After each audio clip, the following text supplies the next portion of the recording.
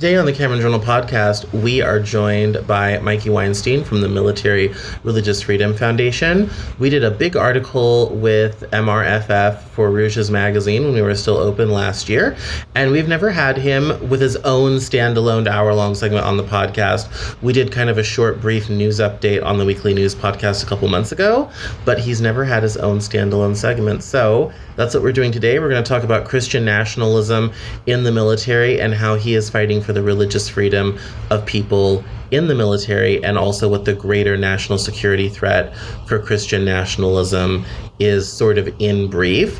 The Rouge's article will be linked for further reading because it is an in-depth dive into this stuff that we did in October ahead of the election. So welcome, Mikey Weinstein and MRFF. We're going to dive into it. This is the Cameron Journal podcast. Let's go.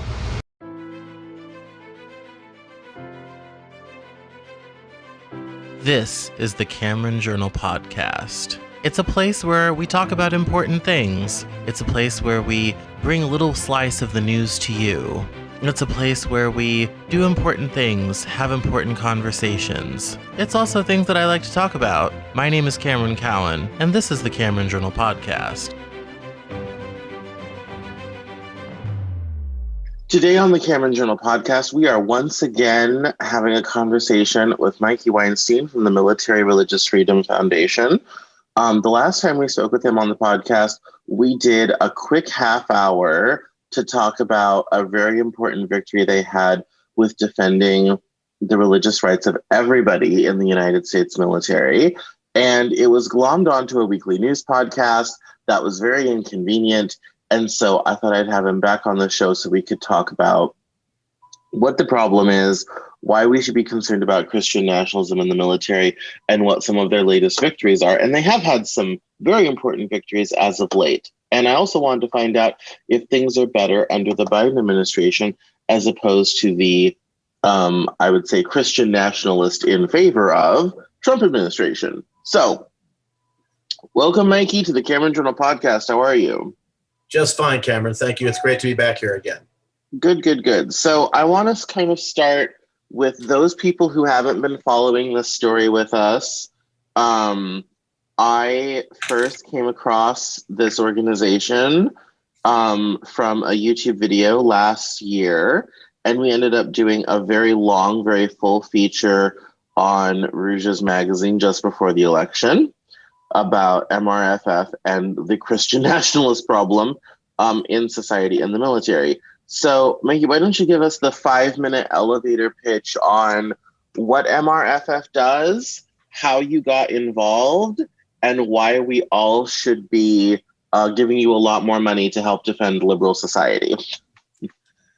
Well, I'd like to say liberal, reasonable, and rational society, because the Military Religious Freedom Foundation, we are a very aggressive and I would even say militant civil rights advocacy organization. But our militancy and aggression is in support of one of the most foundational freedoms we have in this country, which is the separation of spiritual and non-spiritual church and state. We're actually 18 years, we're in the 18th year fighting this, the 16th year as a foundation, because for the first 22 months, my wife and I fought this ourselves. We had children at the Air Force Academy that we found out were being facing a tremendous, if you will, tidal wave or tsunami of anti-Semitism. We didn't know where this was coming from. I didn't even know what Christian nationalism was at the time. And to make a long story shorter, 22 months after we got into this fight, we began to realize that we don't even call it a problem, issue, or challenge, Cameron. We call it a national security threat internally to our country, every bit as much as what we're facing externally by, Al-Qaeda, ISIS, the Taliban, Boko Haram. Instead of extremist Islam, it's extremist Christianity.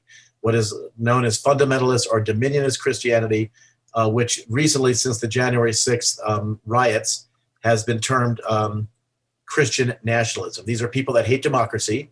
They that is the most revolting thing in the world to them.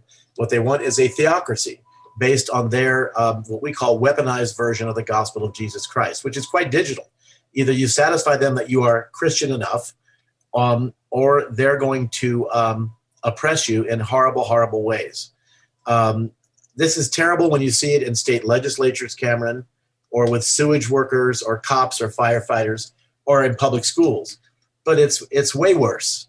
As I said, national security threat, not a problem, issue, or challenge when we see this inextricably intertwined into the most technologically lethal organization ever created by our species, Homo sapiens, right, which is the United States military. The Pentagon, or as we call it, the Pentecostal gun. Well, this is a type of religion, when you mix this with all of the nuclear weapons and conventional weapons and drones and laser-guided weapons, it's pretty terrifying. So we are heading into up to 74,000 clients to represent. We're in the 73,000s now. About 95% of our clients are, interestingly enough, Christian themselves. They're just being persecuted by their chain of command for not being, if you will, again, Christian enough. We have every possible faith, hundreds of Jews. We have more than 18% of all the Muslims in the military that we know of. Buddhist, Hindu, Baha'i. We have 12 members of the Church of the Jedi right out of Star Wars. We have 24 different varieties of Baptists that we represent. Of our 95% Christians, roughly 1/4 of that number would be Roman Catholic. The other 3/4 more traditional Protestants. We've had every religious faith that we've represented, except for Scientology. I'm still waiting for that one, but that one hasn't come up yet. And it's an extremely serious headshot to this country if we can't root out this, this weaponized version of Christianity and get it behind bars, behind the wall that our Constitution built for separation of church and state. Yes, and that's, I think, one of the things that I was deeply concerned about early on when we had our first conversations. I think one of the questions I asked in a kind of very exasperated way, as I was still trying to get my mind around this, was this seems to be a very bipartisan problem. It's something that I would anticipate Republicans would welcome and Democrats would resist, being the less religious of the two parties. But it appears, based upon your experience, this is a bipartisan problem. It doesn't matter who's in the White House. This has marched forward regardless. So then that leads me to the question of, has the Biden administration done anything to make your job any easier? Well, let me put it, we're not politicians. Obviously, we're very happy that Biden's in as opposed to the other. Am I allowed to cuss on this?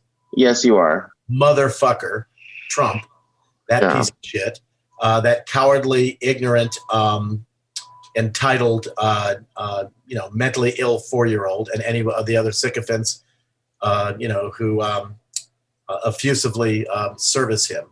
But we had, we formed the foundation during the time of George W. Bush. During the 8 years of Obama, it was still terrible. Under Trump, it was off the scale. Biden's almost too new yet. We like what he stands for. We like the fact that he chose Secretary Lloyd Austin, the first African-American to be the first African-American Secretary of Defense, who stated just about 2 weeks ago that he wanted to be the lodestar of diversity and unity and respect for religion and race in the military. We are not seeing that yet. We hope we do, but we're not seeing it yet. When I interfaced like I did today with the commander, I reminded them of what Secretary Austin said. There's not just a new sheriff in town, there's a new army in town, new army of sheriffs. But years ago, we spent 6 figures on a very well-heeled lobbyist, a female, to get attention mostly from Democrats, because we figured Republicans, for the obvious reasons, wouldn't do it. After a year, she fired herself and said, Mikey, they're not going to talk to you. They don't want to touch this. They're afraid of losing, they, meaning the Democrats, losing evangelical Christian money and evangelical Christian votes. And so we have a saying here. It's a little bit sexist, but it says that under Republicans, man exploits man. But under Democrats, it's just the opposite. So you get the picture, what I'm talking about. And yes. It's just sickening. We've submitted testimony a number of times to the U.S. Congress. I've testified live before the House Armed Services Committee. Only Republicans showed up and did their best to make it, the shootout at the OK Corral. We had one female congresswoman from Southern California who came to me afterwards and said, I'm so sorry. I'm so sorry. I wanted more Democrats to come, but the people were afraid to show up. And so we don't rely on politicians. We rely on our own advocacy. If you view the military as Superman, the only two weaknesses would, like Superman has kryptonite, for the military would be exposure in the media, like we're doing at this very moment. You're one of the best journalists I've ever talked to. Excellent questions. And secondly, suing them in federal court if necessary. And so the bottom line here for your listeners is Military Religious Freedom. That's the name of the foundation, Military Religious Freedom Foundation. We're on the web at, obviously www.militaryreligiousfreedom.org. We are a 501c3 charity, but our job is to protect the separation of church and state, where all the weapons of mass destruction are. And it's a battle every single day. And I hope it's going to get better under Biden. We have not seen that yet. We have not seen it. There are some DOD regulations that were passed by Trump that are still very much in effect.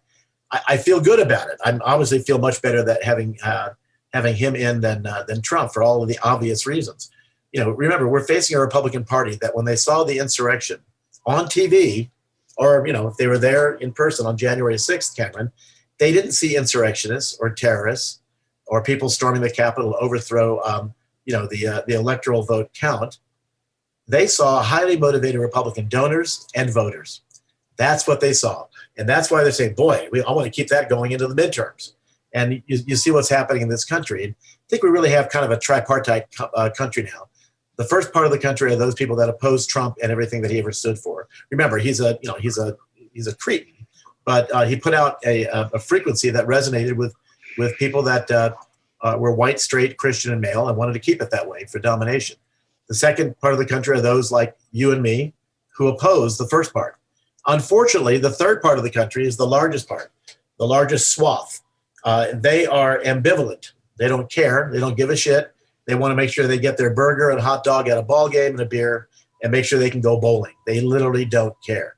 So this is what we're dealing with right now on this podcast as we talk about it. And trying to get someone else to go, why should I care about whether our military is trying to use itself as a force multiplier to conquer the world and serve as an accelerant to bring weaponized, Jesus back here. There's a million answers to that, but that could take hours upon hours. But the bottom line is not in this country. We did cleave a canyon, a chasm between church and state and between spiritual and temporal. We did that. We looked at European history, where most of the horrors, Cameron, that had occurred have been when men are because of religion. Yeah, men and political power. We looked at the Salem witch trials, and we looked at Cromwell in England. That was enough right there. And so we made it very clear. If you look at the framers, particularly Madison, the writings of Thomas Paine, and obviously Jefferson, all the others, we did not want this country, to any stretch of imagination, to elevate Christianity over any other type of religious faith or non-faith. Our military has, depending on which numbers you look at, between a fourth to a third that really claim no particular faith whatsoever. Some of those would be Christians, some would be Jews and Muslims. The majority would be Christians, but nominal Christians. And they understand that your military superior is not your shift manager at Taco Bell or Starbucks. And there's a completely different criminal code, the Uniform Code of Military Justice. And if you show disrespect to a superior, that can be a felony. In the military, adultery is still routinely charged as a felony. If you don't go to the base dentist or don't go to your doctor's appointment on base at 2 p.m. or 1400 hours, that is a felony. And why is that? Because the Supreme Court has determined that the compelling governmental interest for our U.S. military is to maximize good order, morale, discipline, and unit cohesion. Now, it's not even ironic, but Christian nationalism is the antithesis of that. It is a rapidly spreading at light speed cancer to good order, morale, discipline, and especially unit cohesion. It's so closely allied with racism, white supremacy, misogyny, Islamophobia, anti-Semitism, transphobia, homophobia, and certainly a hatred of our Constitution. So we deal with this all the time, and it's a violent, brutal fight. We get a lot of threats here. I know, and I always know when I'm coming up to an interview with you because I start getting emails of the threats that get sent in. Yes. It's like, I can tell I'm top of his brain because I'm getting the emails from angry weird people, and the comments are vitriolic, and the things that write in are incredibly incredibly violent, incredibly personal. One of the things that I still, I guess, don't fully understand, and one of the things that I think people will find interesting is I still do not fully understand why these people, these Christian nationalists, are so focused on trying. I mean, it used to be they were trying to take over society. Like, we remember Nixon and the Great Silent Majority and Reagan with his City on a Hill and all this type of thing. At what point did they decide to give up on society and take over the military instead? That is a great typical Cameron Cowan question. There are probably a plethora of appropriate answers, but certainly we can look at 9/11. When 9/11 happened, I mean, we still haven't gotten over that. I mean, bin Laden did a number on this country. And this was viewed both by the people we fight and others as perhaps some sort of biblical reckoning, as a war between extremist Islam and our version of, their version of Christian nationalism. The Aryan nations have used the version of white Christian nationalism for years. It's called identity, Christian identity. And I think watching those Twin Towers plunge and that plane plow into the Pentagon and the other one crash into the field in Pennsylvania made people realize that this is our moment, and we need to seize upon this now. When people are afraid and confused, it's the best time, to try to introduce them to the gospel. If you watch our 16-minute shocking video, which maybe you have, you'll see an actual military chaplain at U.S. Army Ranger School saying we'd love to get them when they're deprived of sleep and cold and hungry because they're really open. They're open to the gospel at this point. That's a horrible, horrible thing to say. It's just incredibly horrible. We have remember, we have very well-paid, thousands of very well-paid chaplains in this U.S. military. They are supposed to be like Father Mulcahy from MASH, for your audience that remembers that, kind of the universal blood donor. But they're not. The vast majority of them see their jobs as a mission field. And it's fertile and fecund to grab what they say in this video is, black bananas or overly ripe bananas to get them to come in for Jesus. It's beyond terrifying. Today we took on a commander whose chaplain put a statement out on this Army Marine website, making it clear that that the only way to salvation is through Jesus. This is on an official Army website. You may be asking, what's the big deal? Well, that's what chaplains do. Yeah, on Sundays from their pulpit, but not on a massive computer system that, for a secular nation and a secular military. How dare you sit there and claim there's only one way, which is John 14:6. Jesus says, I'm the only way, truth, and life, and no one gets to my daddy, who, by the way, is also me, unless you come through me. But you may have seen, we had a victory just a few weeks ago. 2 Jewish members of the military were being just terrorized by their military superior, who stated that he was a born-again Christian and that he'd never had any of you people to work for him before as subordinates, and that he wanted to get into their heads, because the more he could understand them, the more he would understand his Lord and Savior, Jesus Christ. So he would ask them things like, why are you all so good with money? Why do you wear those little beanies on your head? This in front of everybody else in the military organization. Why did you kill Jesus? Because he was one of you. And then the big one, of course, was I'd like the 2 of you to take me on a personally guided tour of Auschwitz. This particular officer also held a weekly Bible study during the duty day in uniforms, in a conference room in the headquarters building, where he would bring hot dogs to those who attended, most of whom were his subordinates. He said to our 2 Jewish clients, I'll bring bagel dogs for the chosen people if you show up. That was it. We never go to his boss. We go to his boss's boss. We got that guy canned and fired, and his Bible study canceled. But as you might imagine, how many other people saw this and did nothing? Literally sat on the sidelines. They were completely cognizant, completely aware, and therefore completely complicit. But they came to They came to us because we provide our clients, for your podcast listeners, AARP, anonymity, action, results, and protection. So that was a nice win. Over a month after Easter, we had a number of complaints from personnel in the Washington, D.C. area, because another chaplain had put out a statement saying that the Jews, he said, you all killed Jesus, now say you're sorry. He actually said that. Say you're sorry for killing our Lord and Savior. And again, we come to this every time we talk. We come to this point when I am just kind of like, and listener disclosure, I grew up evangelical. When I did the article for Rouges, I wrote a huge fat paragraph saying, I understand this mentality. I grew up with it. I get it. I understand it. I grok it. So the question I'm about to ask is not out of ignorance. It's out of moral outrage. And the question is, who are these people and why are they in charge of anything? Cameron, it's not like they're a fringe element. There are somewhere north of about 30 to 36 different parachurch organizations that run pell-mell through the U.S. military. Some of them you've heard of, like Campus Crusade for Christ Military Ministries, the Navigators, the Officers Christian Fellowship, the non-commissioned officers version of that, the Christian Military Fellowship.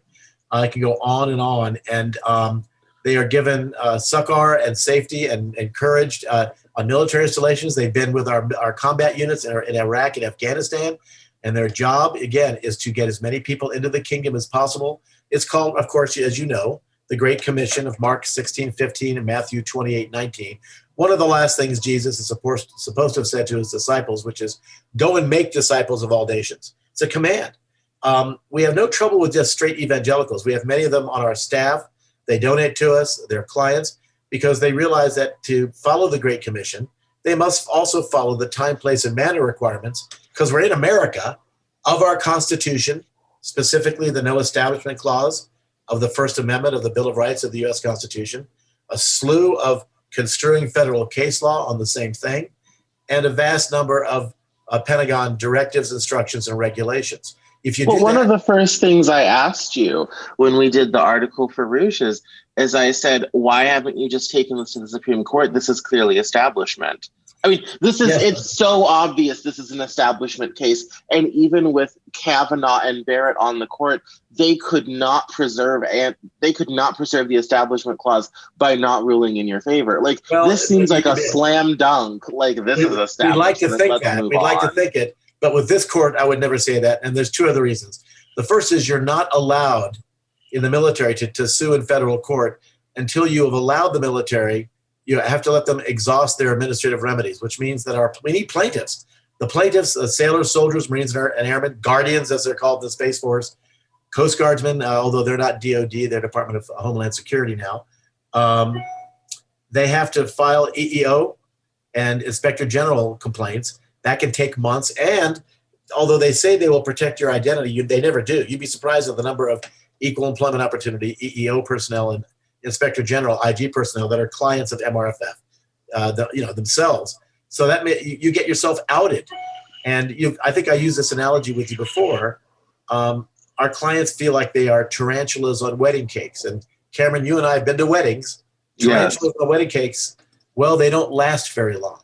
No, they do not. And I also gave you the stat that I think statistically, Hitler had something like 7.9% hardcore folks in his National Socialist movement. Stalin had 2.8, 2.9% in his communist movement. And look what they did. In our U.S. military today, it's our best estimate that somewhere in the high 20 percentile, low 30 percentile of individual service members either are all in for Christian nationalism, dominionism, fundamentalism, or are quite sympathetic to it. You must also remember the military is vertically incrustated. It's a tribal, adversarial, communal, and ritualistic environment that most civilians have no idea about.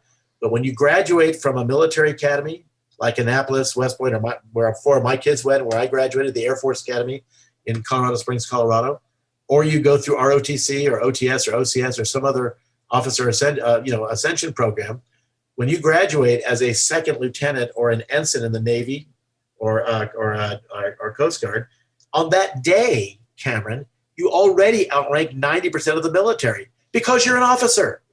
So this is I used the term before, if you're even being gently evangelized by your military superior, get the F out of my face, sir or ma'am, is not an option for you. So they come to us, and we do it aggressively and militantly because it's the only thing they'll understand. We do it ethically and morally, but like when I called this commanders today about what was happening about this proselytizing sermon on an official military website, I mean, think of what a bonanza that is for our fundamentalist Islamic enemies. It's really hard not to say that this is not Jesus versus Muhammad, and that this is all about that. It's really very, very, very hard not to. And so these people are not a fringe element. They are, it's a very large percentage in a very stratified, vertically encrustated environment, the military. Well, and that's also, I mean, and we also recall the Jesus rifles scandal. Jesus nukes? Yes, the Jesus nuke scandal, where like they were literally using like religious propaganda to train nuclear officers and all this type of thing. Nuclear missile launch officers, 68 of them. Yes. And that presentation was standard operating procedure for like 20 years. Like it wasn't a one-off thing. Yes. Like, yeah, right, this went on for decades. I lived in Vandenberg. I went to high school at Vandenberg Air Force Base on the central coast of California, not far from Santa Barbara. And that's where they trained them. And the Air Force copped to 20 years. We know it had been around for a generation, 25 years. Yeah. That's a long-ass time to be making it clear that Jesus is. And then, when you look at the PowerPoint, it's Werner von Braun, a Waffen SS officer who talked about how the Nazis wanted to bring their special rocket technology to a Bible-based society after World War II. And that's why they didn't go to Russia. They came here. And so this is supposed to make us feel better. I mean, he used, it's a mathematical certainty. He used, Jewish prisoners for as forced labor in his in his rocket manufacturing facility. So look, it's a hard pill to swallow. Like it's hard to understand that in America, this country in many respects was built on the purposeful extinction or genocide of Native Americans, and with slavery from Africa. We have to come to terms with this. Ergo, the 1619 Project that the Republicans hate so much because it's saying we're bad people. That we're racist, we're bad. We don't need to sit back and look where we came from before. And that's when you end up with people like Rick Santorum saying, well, Native Americans, yeah, they were here, but they haven't contributed much to our culture. What a freaking idiot. What an amazing, and another fundamentalist Christian nationalist. And, Trump wasn't one of those. And again, he's not a very bright person, but he realized that he could certainly use these idiots to further his cause, which is nothing more than the top 100 things for Trump are Trump. And people thought that after, there'd be this full-throated response. Yes, it was technically very much a landslide with the popular vote and the electoral vote, but with the Stop the Steal and with the huge percentage of members of Congress and the Republican Party and white evangelicals that believe that the election was stolen. If today's Tuesday and you tell people, they tell you, no, it's Saturday, and you say, no, it's not, and you show them, calendars going back to the Gregorian calendar. The more you present them with obvious, incontrovertible evidence, there are studies that will show you that when true believers believe something, if you show them the strongest evidence possible to counter their views, it actually reinforces their bad beliefs. This is what we're dealing with Homo sapiens. Remember, Cameron, Homo sapiens, we are a very new species on this planet, which is billions of years old. And civilization itself is far newer than that. Maybe 3,000 years old, maybe. Agriculture started 10,000 years ago. Major cities and development started a little while after that. As in the history of even just this planet, much less the universe, even in the history of this planet, we just got here earlier today, not even yesterday. Correct. We arrived earlier today. Like, yeah, we were just off the plane, and people. And I keep telling people part of the problem with humanity is our brains were programmed 100,000 years ago, and the devs left, and there's been no updates ever since then. So, like, when you have to think about human psychology, you have to think about it in terms of what would a human being 100,000 years ago do, because that's what everybody's operating off of. No, you're absolutely, and you can sit down and do your very best to explain that everybody counts. None of us win unless all of us win. These things are anathema to the people that we're fighting, who believe that that the color of your skin, your sexual orientation, your gender, and these kind of things are the most important things in determining whether you should be and enjoy the full bounty of American citizenship. And that's what this comes down to. And I wish I could say I'm surprised, but every day we see more stuff here. We do have to, it's hard because we have to live with, as I mentioned, attack trained dogs that are, talk about 100,000 years ago. They're fabulous. You can't replace them, but that's not an easy thing to keep peace in the kingdom there. A lot of guns, a lot of,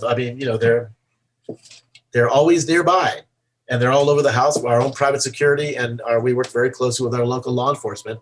And we never know what's going to happen with that. I mean, we get enough threats. Perhaps you're familiar, Cameron, with what a fatwa is in Islam. Are you familiar with that? Yes, of course. Basically, it's a call, in mafia terms, it's a call for a hit on someone else.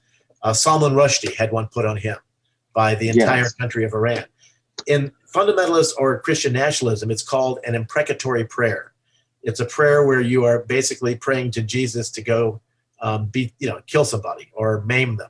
And we get those all the time, and particularly when they're sitting there and they're quoting particular provisions out, like John 3:36, which says that those who believe in the Son of God will have eternal life, and those who don't will have the wrath of the Lord on them forever.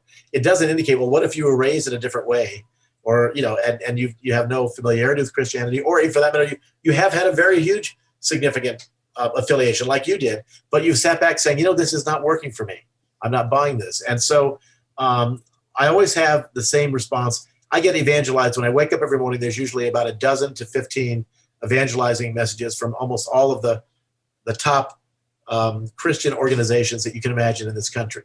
I've got individuals that I give them, they say, can we just keep, they send me texts, and they always pull out a particular citation from the New Testament. And I just respond saying the same thing. Where is little Anne Frank and the 6 million who were slaughtered in the Holocaust? I can pick anything, but that's convenient. I want them to explain to me that Anne Frank is not burning eternally in the fires of hell, and the other 6 million, and it's a real tough room for them to handle. They usually come back. The cop out is, well, we don't know their heart. Only Jesus does it. No, that's not what your playbook says. Your playbook says you must bend the knee and confess Jesus as your personal Lord and Savior. And that's a very personal thing, and that's great. Half my family is Christian. Most of our staff are Christian. That isn't the point. The point is when somebody totally controls your life, and our country's military tells you that's what you have to do, because they can completely screw your life up. They control every part of it. And as I said before, that's why you are completely and totally helpless as a military subordinate against the superior. And it's very hard to go to court. The system is made that way, but they can't stand being exposed in the media. And we do that a lot. We do it a tremendous amount. And that gets them embarrassed. And so, that's this latest guy, this Lohmeyer, lieutenant colonel who wrote a book about how Marxism is taking over the Department of Defense. Obviously, he's one of these radical fundamentalist Christians. He's actually in an offshoot of LDS. But again, this is the insanity. Like, everyone's like, oh, the Antifa Marxists are taking over American cities. I'm like, you obviously have never read a word anything Karl Marx ever wrote, because I do this on Twitter all the time. I'm like, please show me where any Antifa people have taken over the means of production and collectivized anything for the people. That's communism. I want to know where Antifa's headquarters are. I want to see if they have business cards. We are big supporters here at MRFF of BLM, Black Lives Matter. Yes. We did a joint rally with them in Walla Walla, Washington, against a police officer, a former Marine sniper, who had a German symbology on his right forearm, and and he then claimed he was going to change it. I don't think he's changed it yet, but we did that, and we are constantly we're prosecuting a person out here who threatened my wife and myself via text one night. Someone we had hired to help around the house, who quickly did research, found out who we are. It's another one of the benefits of being a public figure. And in most states, including New Mexico, it's a crime to use a phone to threaten, harass, or intimidate or terrorize. And so this guy just turned down a plea bargain, and we're going to court in a few months on this individual. And so it is a very, very tough fight. People can talk about. But that's what I don't understand. It's like these people throw around these terms, but they don't fully understand what they mean. How would the military become Marxist? Like, how would that work? Like, there's no production to organize. Like, are we going to start running the military by committee? I mean, it kind of already is ran by committee. Like, and maybe that's what he's talking about. But it's like these terms get thrown around. The person we're prosecuting called us part of Antifa. People claim that we are recipients of tons of money from George Soros. We never talked to anybody in this organization.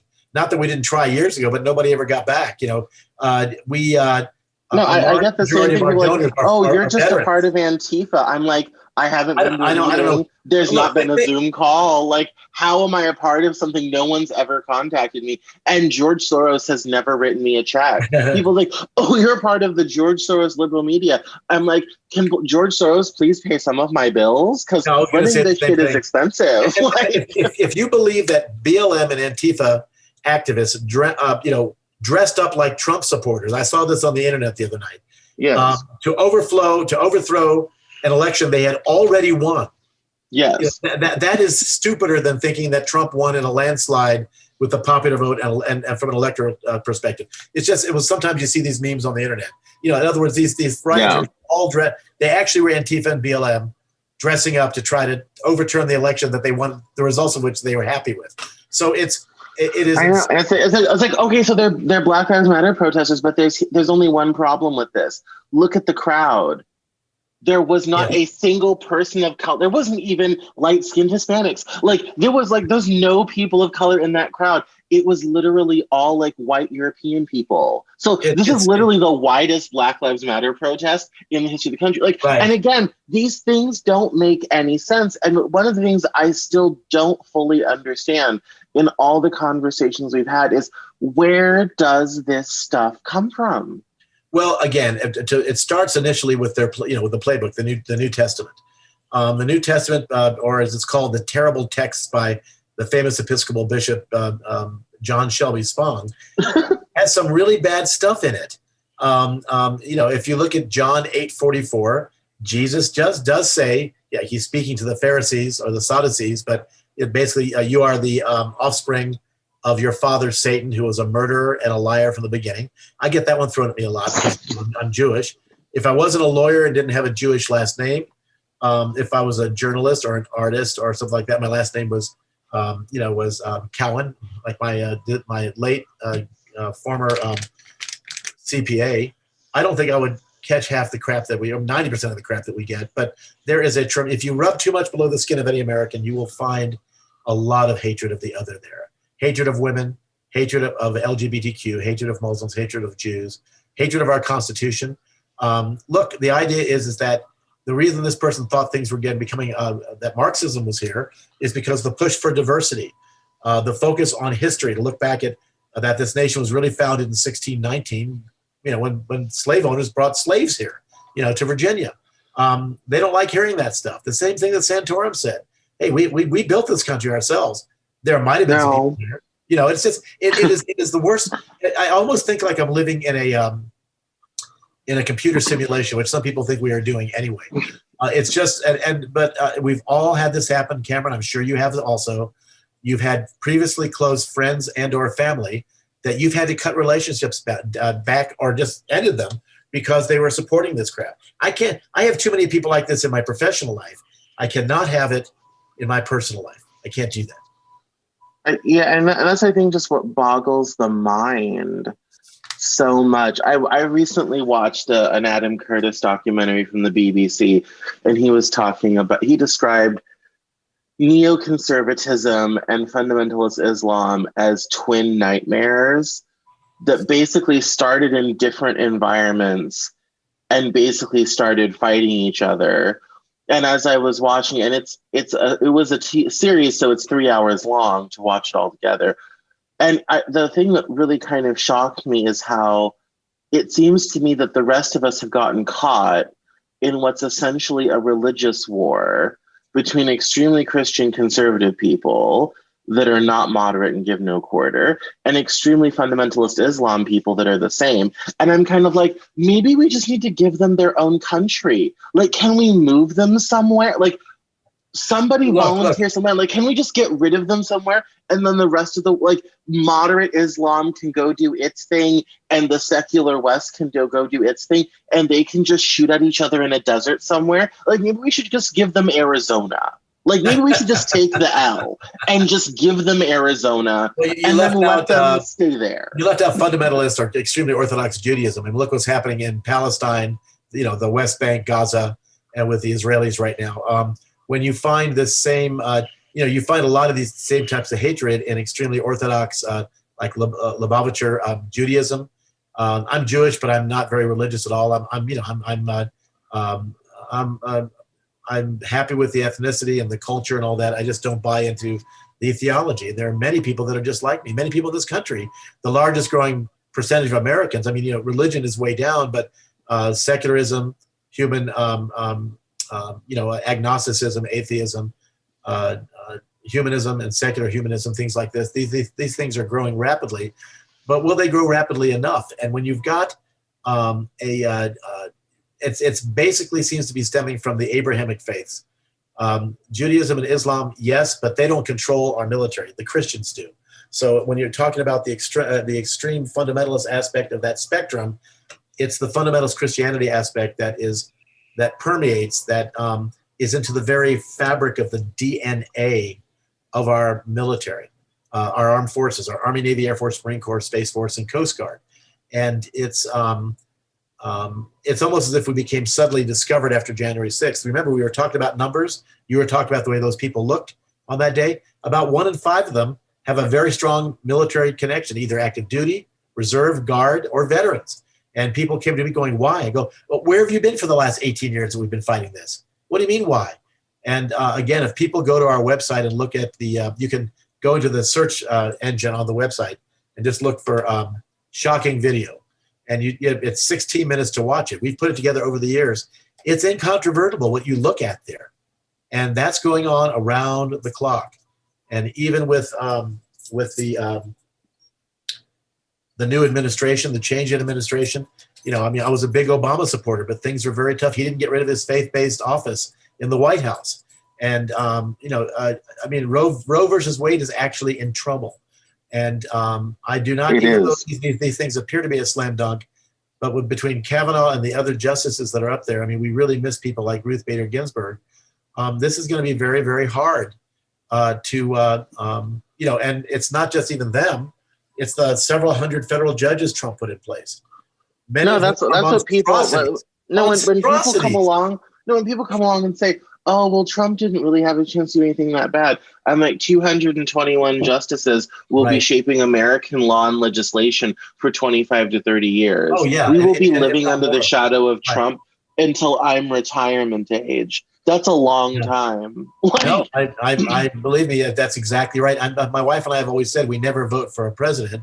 We vote for the Supreme Court and the federal judiciary because they're not just there for 2 years like a member of Congress or 6 years for a senator. No, you're stuck with them for decades. Those are lifetime appointments, and they're there for a very, very, very long time.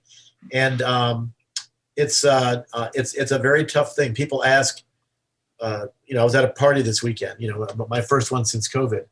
A number of people I think recognized me, which is always very freaky because you never expect that's going to happen. But as I've told you before, if you're a professional athlete or entertainer, being a public figure can be cool, really totally cool. If you do what I do and you're a public figure, it's lonely, dangerous, brutal, and expensive. And so people ask, well, why would you do this? I mean, isn't there something more fun you could do? Or why don't you retire and just, move to a beach somewhere or something? The last thing, I'm going to talk about, is that to be someone that stands by and watches something that is terribly wrong and hurtful completely makes you complicit in that. And I'm not built that way. Other people, I guess, are, and that's fine. I cannot look at this. I'm aware of how serious it is, how it involves our nuclear weapons, how it involves in a sense of we need to help. Jesus is having trouble coming back. We need to do things that will serve as an accelerant or lubricant with our U.S. military as the ultimate force multiplier, as I keep mentioning, to hasten the time that Jesus will come back. And in many of these Christian nationalist theologies, I think you and I talked about this before, the river, they're guaranteed a 200-mile long river, 4.5 feet deep, filled with nothing but the blood of those that Christ has slaughtered at the Battle of Armageddon. Now, it just happens to be that a large number of the people that are slaughtered there are going to be Jews that refuse to bend the knee and confess him as their Lord and Savior. That's a pretty big graphic to think about. 200-mile long river, 4.5 feet deep with nothing but blood. And they want to, former General Jerry Boykin, now the number 2 person at the Family Research Council under the great Tony Perkins in Washington, D.C., has said that when Jesus comes back, he'll be carrying an AR-15, assault rifle 15. And we did a caricature of that. We had our media folks do that. But it's, as I tell people, on the pitch side, we do not run on chocolate sauce and bananas. We actually need help. And if you donate to us, you get the benefit of doing the right thing, because we're the only people that focus with laser-like precision on the military doing this. The ACLU is great, but they are, of course, they have a very gigantic wide field, and they do not understand the peculiarities of the military. Americans United, very close. These are all wonderful organizations. But these are organizations that come to us, Freedom from Religion Foundation, other wonderful organizations, but we have the expertise for the military. And the military has the keys and the buttons to push the nukes. And the nukes can end this world, which is what a lot of the Christian nationalists want. Let's get this thing over with to bring Jesus back. And so if you donate to us, you get a full tax deduction, which I think is still meaningful to people, and you're doing the right thing. We think our track record kind of speaks for itself. We do have 7 Nobel Peace Prize nominations. The last 4 have come from a prior winner of the Peace Prize who's on our advisory board. And I could go on and on, but ultimately, as some of our biggest donors say, they like donating to us because they get to see the results. And just like you do, Cameron, you're on a list. When we go, we try to fix problems in seconds and minutes. If anybody calls, they never get a voicemail. They're going to get a live person, and most of the time me. My number, 505-250-7727. Call it. I'll answer the phone myself. And we hide in plain sight, 505-250-7727. And we are here to help, and we do help. And we help very, very, very hard with hammer and tongs, and we go public if our clients let us go public. Many of them don't want that out there, but they like the fact that we can come in, and I've used the example of the insect example before, I think with you, Cam. I think I have, Cameron. When you go on a picnic and there's a few flies around, you don't even notice it because flies are an integral part of picnics on a nice sunny day somewhere, as we're turning into good weather this time of the year. If, however, the sun darkens because a giant wave after wave of hornets, wasps, and bees are coming your way, you're going to get the hell out of there and run quickly. Those wasps and bees and hornets, the giant hordes, that's MRFF. That's how we're built. We never roll in unless we fully believe our clients, and we've polygraphed a whole bunch of them. We've never had anybody fail. We've had some refuse the polygraph, in which case we don't represent them. But that doesn't happen very often. But it's just it's stunning to find out. We had a situation where a male member of the military assaulted a junior-ranking female member of the military in his unit. He struck her in front of a bunch of others in uniform during the duty day, claiming that she was disrespecting his religious faith. And of course, he was heretofore a paragon of fundamentalist Christian, perfection. Married to the perfect mate, who's also a fundamentalist Christian. They had 5 children, and so there you go. We got him. He's in jail, but this stuff it's not always very cut and dried. When you try to propagate, as you know, the Great Commission, trying to sell your religious faith and get everybody into the kingdom around the world, a lot of that can be very nuanced. In the military, it doesn't have to be that nuanced because you've got rank on someone's shoulders, and he or she has power over a subordinate. The dynamic is like Jerry Sandusky at Penn State and that little 9-year-old kid in the shower at the athletic facility. You cannot fight back, but we can, and we do. And if you go to the website, I think you'll see plenty of stuff that's there. And I enjoy these. I think this is the 3rd time we've done an interview. The questions are always incisive. They're on point. And I'm hoping that folks can follow this podcast and be willing to go to militaryreligiousfreedom.org. You'll see how to donate if you want to help. Get the tax deduction and help us fight the bad guys. Yeah, I mean, this is the 3rd time we've spoken, and it has become so obvious to me how important this is, and it's become really obvious to me how this dynamic between the dangerous fundamental portions of Islam and the dangerous fundamental portions of Christianity are really clashing right now. And moderate parts of Islam and moderate everybody else and secular everybody else in Christian societies are caught basically in another religious war. Like, yes. We're caught in the middle of another religious war, and you are desperately trying to fight it at an institutional level within the military. And the sad thing is that's only one angle. Like, that's only one front of this multi-fronted war. Oh, it's absolutely frightening. We had a report just the other day from clients overseas whose children were at some sort of the children were having some sort of festival on base for non-believers, or whatever they were called, and as they walked away, they were surrounded by another one of these fundamentalist Christian organizations called Club Beyond, and proselytized mercilessly as they tried to walk away, exercising their own right to assemble and get together on a military base. On another military base, a big one, we had a retiree drive his Trump-looking vehicle with the big 4-foot wheels and the big flags on it up to the posting the base exchange, and the big flag simply said, "Impeach Biden," on a military base. He's the commander-in-chief. Impeach Biden and keep America great again. So these are the kinds of reports that we get. And of course, there's something we litigators, or anybody who's tried a case, we talk about called the 13th stroke theory. And I'm not sure if we've actually talked about that or not, but it's like the 13th stroke of a crazy clock that cast doubt not only upon that hour, but indeed all that preceded. So if you're seeing this stuff happening, right, you really have to ask, Cameron, what else is going on? Because it's if you see 1 or 2 termites on a windowsill in your house, the chances that you don't have millions of other termites there are exactly 0. Well, and I think that's the difficulty is ever since I accidentally discovered this world and have kind of learned more about it, and I have, like, now it's one of the things, like, when you're aware of something, you start seeing it places and all this sort of thing. The danger from this is very high, and very dangerous things could start to happen, and to some degree have done, but even more dangerous things can start to happen that would really begin to affect everybody's lives. And I think the hardest part, and we always come to this point, is it doesn't seem like there's any real way to stop it.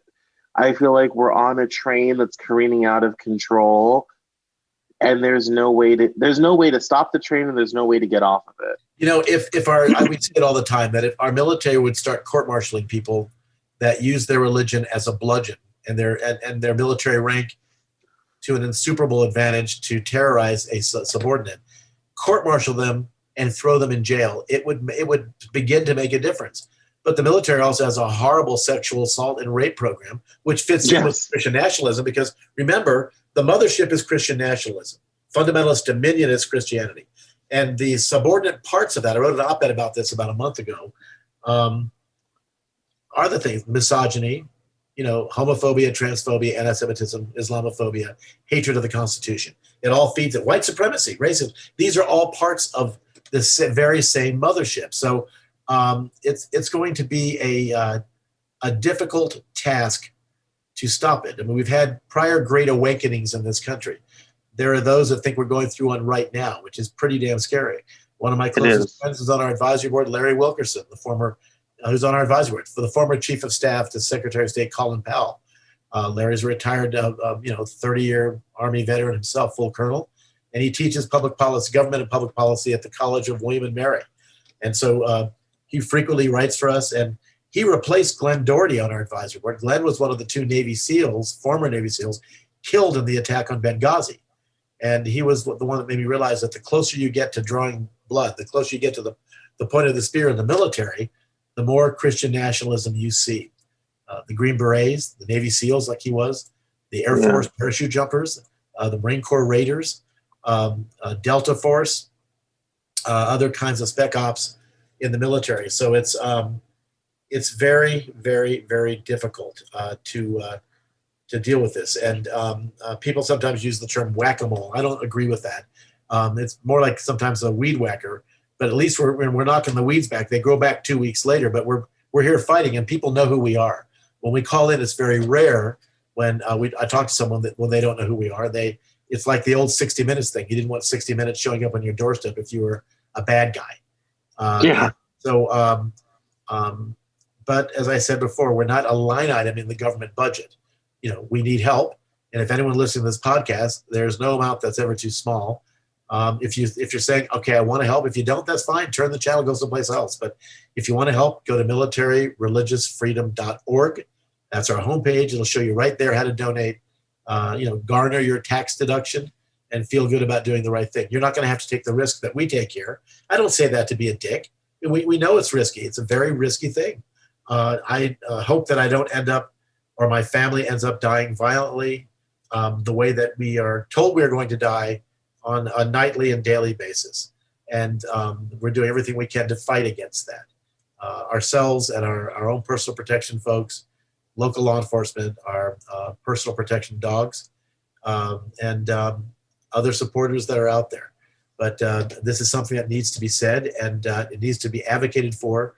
And I think, as I said to you before, Cameron, my job as the leader of the Military Religious Freedom Foundation is not to be the pearl in the oyster. My job is to be the irritant in the oyster that causes the pearl to form.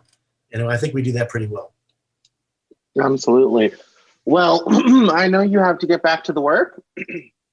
So about twice or three times as long as I thought it would, but feels like it went by in 5 minutes, and feels like we're a couple of guys, at a restaurant having drinks. So that I very much appreciate your style. And as it always does, our first conversation was 2.5 hours that was supposed to be 15 minutes. So it's yes. So thank you for coming on the Cameron Journal podcast. I appreciate it. That's all for this episode of the Cameron Journal podcast. Thank you so much for listening. Visit us online at CameronJournal.com. We're on Facebook, Twitter, and Instagram. And I love to talk to my followers and listeners, so please feel free to get us on social media at Cameron Cowan on Twitter. And we'll see you next time on the Cameron Journal podcast.